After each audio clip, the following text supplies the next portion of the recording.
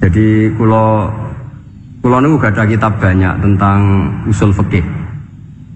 Sebetulnya kepentingan saya itu bukan masalah usul fikihnya, tapi kepentingan bahwa konstitusi ilmu, saya ulang lagi konstitusi ilmu yang difahami ulama ummati Rasulullah sallallahu alaihi wasallam itu ternyata fa innahu ta'ala bahabihim al malaikah. Allah itu bangga sekali dengan para malaikat. Makanya kamu harus ngaji usul fikih, ngaji apa saja. Karena malaikat itu tidak bisa mikir kayak jenengan, yang bisa mikir itu jenengan. Sehingga ketika presentasi cara bahasa sekarang, termasuk keramatnya Imam Amudi, itu ada cerita ini ada di Nailul Ma'mul kalangannya Syekh Mahfud At-Turmusi. Imam Amudi itu ulama top, tapi dia ngajarnya itu matematika. Jadi ulama nggak ngajar tauhid, nggak ngajar tarikh, nggak ngajar pesolatan, tapi ngajar matematika. Akhirnya, tapi di hatinya ini, makanya ulama itu punya sirri asrorihim al-fatihah itu ya di sini. Di hatinya itu menurut dia, ilmu paling efektif untuk menjelaskan logika tauhid itu ya matematika. Singkat cerita, ketika ketemu para malaikat, ngendikannya Allah, ya Amudi, kenapa kamu sering belajar matematika? Li tauhidika ya Rabbi, supaya saya mentauhidkan engkau.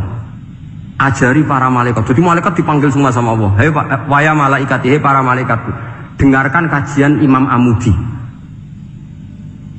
Dengarin semua. Dia nerangkan di bor hanya sedikit. Nisbatus naini wa arba'atin wa khamsin sampai terus ilal wahid, semuanya nisbatul far'i ilal asli. Wes aku gawe angka cek 1 juta cek 1 miliar tetep awalnya iku siji.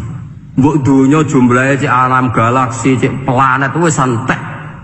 Tetep asal usulnya siji. Kabeh iku pengembangan nisbatul far'i ilal asli. Liyane zat sing wahid iku kabeh far'un, cabang mintil kal wahdah. Malaikat mandok-mandok kabeh ya, kabeh iku kok Allah. Jadi angka sebanyak apapun itu ya nisbatul far'i ilal asli. Jadi 2 ya enggak asli, yang asli 1. 5 ya sama, 1 miliar ya sama, 1 triliun semua. Berapapun jumlahnya bilangan, semuanya adalah far'un minal wahid. Terus kata Allah, oh iki lho ulama aku pinter tenan nerangno tauhid. Nah, malaikat kan monoton. Pokoknya wiridan sudah gitu dok. Akhirnya padahal malaikat ini pernah nggak terima ketika ulama itu masuk surga duluan, karena kan wiridan ini lama malaikat. Tapi ternyata apa? Kata Allah, kowe wiridan terus wajar gak di nafsu. Manusa tak kei nafsu cek eling aku. Akal terbaiknya dipakai untuk saya kata Allah, yaitu untuk litauhidi, untuk mentauhidkan saya. Itu Imam siapa? Amudi. Jadi dia. Terus saya punya kitab, pernah ngaji sama Mbah Mun, namanya kitab Al-Husunul Hamidiyah. Itu ada ulama, itu ahli gambar. Gambar ya gambar. Kitabnya itu bergambar. Kadang gambar wet, kadang gambar wedus. Kitabnya itu gambar, tapi ngomong keramat. Dua kitab gambar tapi hawane hawa tauhid. Nah sampean kan enggak ngarang kitab primbon. Dongo mahabbah. Lalu dia dewi Joko tuwa kok ngijazahi mahabbah. Lucu kan. Ono kiai fakir jali ijazah jal berizki yo ngijazahi udah dia dewi. Oke, lha sing repot meneh. Wong dene dhewe ra cerdas ngijazahi ilmu laduni. Seribet. Wong dene dhewe ra cerdas ngijazahi ilmu napa? Ternyata di akhir kitab itu dijelaskan gini. Fa inna hadhihi suwara, semua gambar ini awaluha min nuqtah wahidah. Awalnya adalah dari 1 titik. Jadi famadarul wujud adalah an-nuqtah, 1 titik. Nuqtatul wujud yaitu Allah Subhanahu wa taala. Mbok kowe gambar seruwet apapun. Wis aku gambar benang paling ruwet sing ra iso diurai. Awalnya 1 titik apa 2 titik? 1 titik. Makanya masyhur dalam dawuh para ulama, Quran dikumpulkan di surat Fatihah.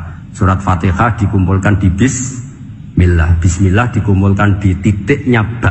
Nah titik ba ini disebut bi kana makana wa bi yakunu mayakun. Karena lewat titik bi ini, karena saya yang ada menjadi ada, dan karena saya yang mau ada akan menjadi ada. Makanya semuanya itu kembali ke 1 titik, nuqtatul wujud. Kayak apa ulama dulu? Jadi mau bismillah itu gak main-main kan. Bismillah itu eling baik. Baik ini nuktatil wujud. Bahwa kita benar-benar bertauhid. Mbok kayak apa bulatnya gambar, mbok kayak apa ruwetnya, tetap dimulai dari satu titik. Mbok kayak apa jumlah angka-angka itu, dimulai angka 1. Nah, sampean saya harapkan nanti kalau ketemu Allah itu Allah bangga dengan sampean kon mulang tauhid ning malaikat. Orang yang TPK kon mulang malaikat. Itu cita-cita terbesar saya, kepengen mulang malaikat. Mulang sampean wis bosen yakin wis. Kalau aku pengen oh keren, mulang. Ya, maksudnya aja malaikat kok Jibril, Mikail itu malaikat elit. Mesti awam-awam ya saya mboten. Kalau malaikat ini papan atas niku mun alim banget. Saya kenapa ngomong demikian? Saya ini punya tafsir namanya tafsir Al-Qurtubi. Itu Imam Qurtubi termasuk tak anggap mufassir hebat. Beliau ketika ngendikan wa idz qala rabbuka lil malaikati, terus walhasil malaikat itu terus protes ataj'alu fiha may yufsidu fiha wa yasfikud dima. Itu kan ada pertanyaan di tafsir itu. Bagaimana mungkin malaikat itu protes kepada Allah, padahal malaikat itu terkenal loyal sama Allah, nggak pernah intervensi, nggak pernah gugat. Kenapa ini kok ada cerita malaikat kok gugat atas alu? Jadi Imam Qurtubi, hum awamul malaikah, itu awamnya malaikat, bukan yang kayak Jibril, Mikail. Itu malaikat-malaikat yang nggak ada namanya, awam. Jadi jangan bayangkan yang protes itu kayak malaikat Jibril. Jadi harus dibedakan. Nah saya ya tentu kalau ngajar malaikat ya milih yang ini, yang nggak jelas namanya ini sudah. Kalau Jibril ya nggak mungkin diulang, dong sing nggawa wahyu. Apa alam Quran itu sepiro? Aku sing nggawa Quran ribet kan malah. Lana Israel bawa ulang tersinggung dipeletet lah, sebentas malah ribet. Mikael bawa ulang tersinggung kira di donasi bagian duit dan bagian rezeki ribet. Terus mulang malaikat sing awam.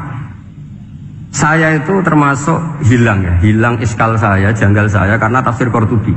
Dulu saya itu iskal. Mau malaikat kok ngevaluasi kebijakan Allah itu artinya kan gini. Ya Allah, engkau mengangkat Adam sebagai khalifah. Padahal potensi Adam itu adalah ifsad. Ya, ataj'alu fiha may yufsidu fiha wa yasfikud dima. Kata malaikat, wa nahnu nusabbihu bihamdika nuqaddis lak. Itu kan paradok, kalimat yang paradok. Paradoknya begini, ya Allah tolong evaluasi engkau ngangkat Adam sebagai khalifah. Potensi Adam adalah merusak bumi. Wa nahnu nusabbihu bihamdik, kita ini selalu mensucikan engkau. Loh, itu kan paradok. Kalau mereka mensucikan Allah, artinya mensucikan juga min ihtimalil khata'. Mensucikan bahwa Allah itu tidak mungkin salah. Nah ini bilang mensucikan kok. Saya mensucikan engkau Gusti, tapi kok dalam hal ini kok kayak jenengan itu salah gitu. Wong karwan Adam kok mbok angkat. Makanya Allah duka. Wong kowe ku jare maca tasbih kok ngevaluasi. Ya kan maknanya mentasbihkan Allah apa? Mensucikan dari semua kesalahan, kekurangan. Nah, ini bilang baca tasbih kok nganggep Allah itu perlu dievaluasi kebijakannya. Tolong pikir ulang Gusti. Mungkin jenengan kurang detail kan kayak gitu. Akhirnya Allah tersinggung. Masyhur itu di tafsir-tafsir. Meskipun tafsir itu sebagian Israiliyat, yang keterusan itu rodok Israiliyat, tapi cara kula rodok setuju Israiliyat sing rodok-rodok gitu. Itu kan masyhur itu akhirnya. Lah apa alasannya Adam kok salah? Bani Adam tentu akhirnya Adam ini kemudian berganti ke Bani Adam. Dan itu jadi perdebatan ahli tafsir. Apakah dhamir itu harus kembali ke asal, apa boleh ke pengembangannya? Misalnya Adam itu kan di situ disebut ataj'alu fiha may yufsidu fiha wa yasfikud dima. Padahal Adam yang nabi ini nggak pernah yusfikud dima. Nggak pernah yufsid fil ardi, juga nggak pernah wa yasfikud dima. Ya, saya ulang lagi, Adam yang nabi itu kan nggak pernah ngalami ataj'alu fiha may yufsidu fiha wa yasfikud dima. Berarti Adam ini nanti yang nakal, yang sampai senang berteman darah itu Adamnya apa anaknya? Anaknya kan? Itu jadi perdebatan ahli tafsir. Walhasil singkat cerita, malaikat ini tidak salah. Nyatanya kita tahu kan perang di Irak, di Syria, perang zaman Belanda, Bani Adam itu senang safkud dima. Tapi ternyata malaikat ini ditegur sama Allah. Justru dia manusia itu salah itu dia nafsu. Gue bener mergo ora tak kei nafsu. Masyhur terus dicerita Israiliyat itu ada malaikat, dia jajal Gusti. Juajal tenan dikai nafsu, medun ketemu wong adus langsung merkosa. Gaweanan sih, ora kenalan sih. Terus dari Allah, wah lumayan menungso, ana mukadimah ka ura-uran ae. Walhasil terus malaikat api terbang nggak bisa. Ini kata cerita Israiliyat, kamu harus menentang cerita ini. Tapi saya setuju. Singkat cerita, pertanyaannya adalah, mungkinkah malaikat melakukan kesalahan? Padahal termasuk salah adalah protes kepada Allah Subhanahu. Tadi dijawab oleh Imam Qurtubi, hum awamul malaika, itu awamul malaika.